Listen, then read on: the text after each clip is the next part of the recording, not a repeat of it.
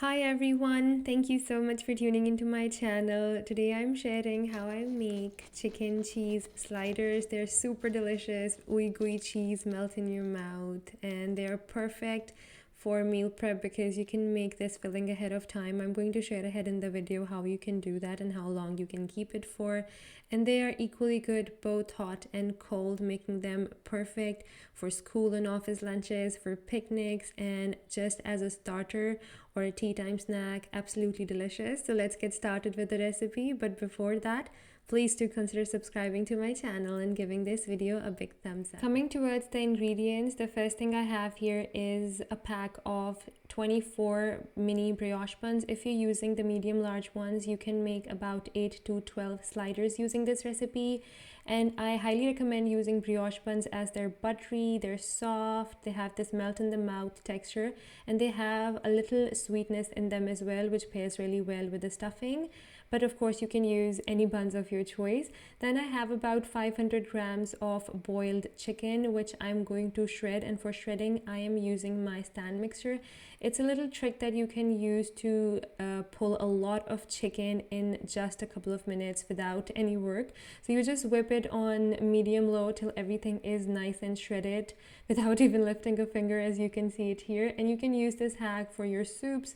You can use it for anything really for which you need shredded chicken.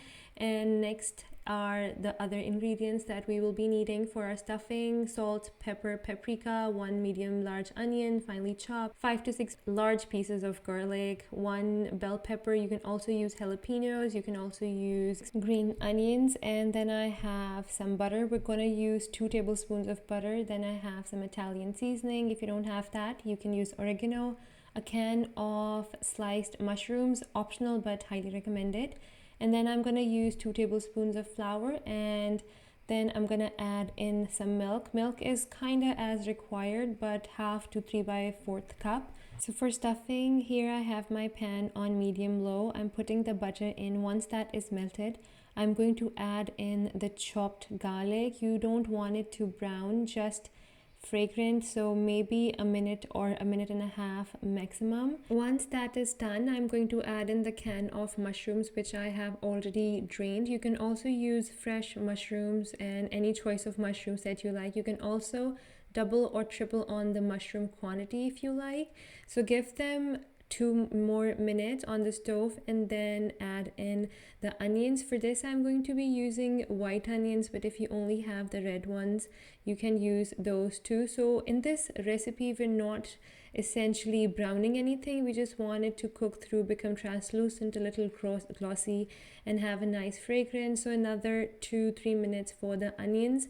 Once they start to sweat and once you see that they have become translucent and a little reduced in size, that's when I'm going to add in the capsicum, or if you're using jalapenos, add that, and cook for another minute till the bell pepper becomes glossy and becomes more vibrant. That's the point where it's slightly cooked yet it has all of the crunch which we want to have.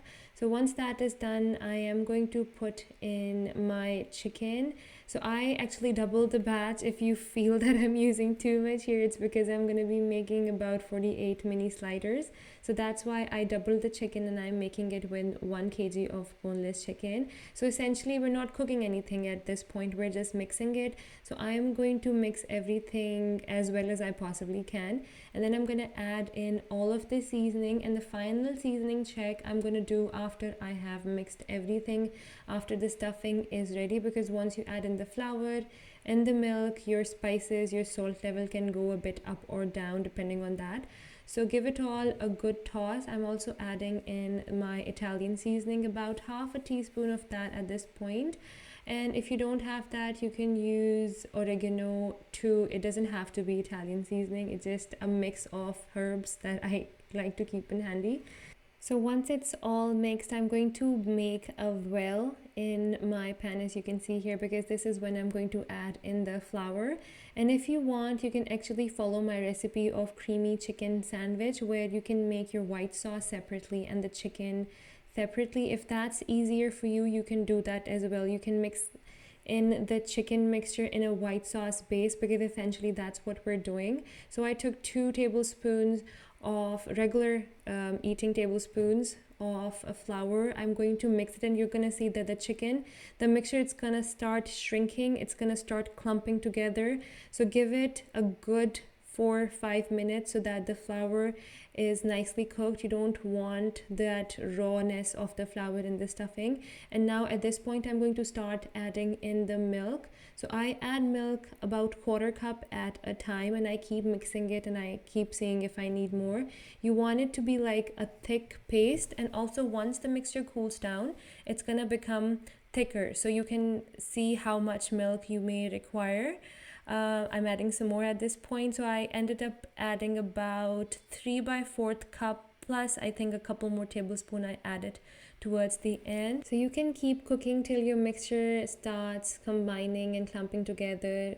It becomes thick, it becomes like a thicker version of a mayonnaise based spread. It needs to look something like this, and you can actually store it in the fridge up to a week at this point. Just make sure that you cool it down first before transferring it into the container. So for the assembly, it's pretty easy. You need your buns, you need the stuffing that we just prepared, and you need a lot of cheese, a little bit of mayonnaise and ketchup. These are optional, but I love adding that umami from the ketchup. It adds a little extra flavor. And if you're making it for adults, sriracha sauce tastes heavenly in this spreading, so I love adding sriracha too in this. So half of them I'm going to make with sriracha and half without sriracha, so that's also something that you can do. You can make the first half for the kids, which is non-spicy, and then for the adults you can add maybe some more jalapenos, you can add some green chilies, some red chili flakes, anything really. So you're not essentially making 2 different recipes, it's the same thing, and you're just adding a little bit more to make it separate for kids and adults. I hope I make sense. So for assembly, I put ketchup and mayonnaise on either one or both sides, and then I'm adding 6 to 8 large size scoops of the stuffing. Then I add a lot of mozzarella cheese, followed by cheddar cheese slices. You can use any cheese of your choice, and then this is optional but highly recommended. I have some melted butter, to which I added some chopped parsley or coriander and a couple of pieces of chopped garlic, and I'm going to spread it and smear it on top of the buns. It adds a little extra butteriness to this, and also it looks visually very pleasing. I covered it up with foil. I transferred it to an oven safe dish, and then I am going to put it in the oven for maybe about 15 to 20 minutes at 400. The reason I cover it up is because if you don't, your buns from the top are gonna get crispy and the cheese won't melt. So I want the buns to stay nice and soft, while the cheese inside, it gets ooey gooey and melty. And would you look at that? How delicious does this look? This is one of my most requested recipes. Everybody love it. It's an absolute must on parties and birthdays, especially if you're going to a park. So that was all for today. I hope you guys enjoyed this video and this recipe, and I hope you guys give it a try. If you do and recreate this, please do share your recreations with me on my Instagram page, which is by the same name, the homemaker baker _ falakalik. Until next time, the homemaker baker over and out.